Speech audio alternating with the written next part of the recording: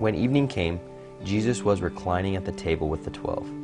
While they were eating, Jesus took bread, gave thanks and broke it, and gave it to his disciples, saying, "Take and eat. This is my body." Then he took the cup, gave thanks, and offered it to them, saying, "Drink from it, all of you. This is my blood of the covenant, which is poured out for many of the forgiveness of sins." Then Jesus went to his disciples to a place called Gethsemane, and he said to them, "Sit here while I go over there and pray." Then he said to them, "My soul is overwhelmed with sorrow to the point of death." Going a little farther, he fell on his face to the ground and prayed, "My Father, if it is possible, may this cup be taken from me, yet not as I will, but as you will." Then he returned to the disciples and said to them, "Look, the hour is near, and the Son of Man is betrayed into the hands of sinners. Rise, let us go. Here comes my betrayer."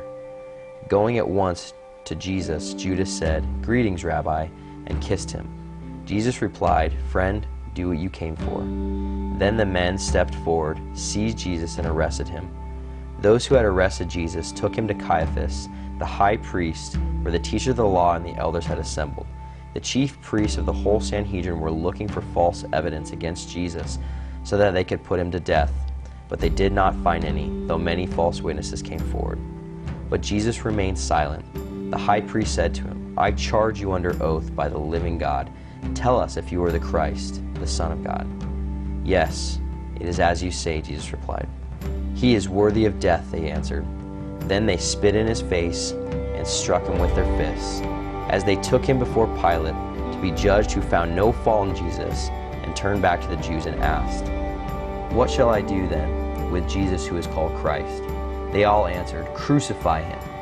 When Pilate saw that he was getting nowhere, he said, "It is your responsibility." Then the governor's soldiers took Jesus. They stripped him and put a scarlet robe on him, and then twisted together a crown of thorns and set it on his head. They spit on him, and they took a staff and struck him on the head again and again. Then they led him away to crucify him. About the 9th hour, Jesus cried out in a loud voice. And when Jesus had cried out again in a loud voice, he gave up his spirit. Earth trembled, for Jesus had died.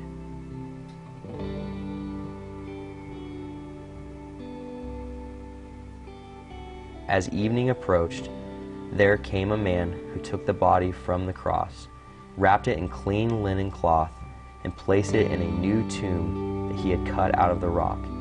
He rolled a big stone in front of the entrance of the tomb and went away.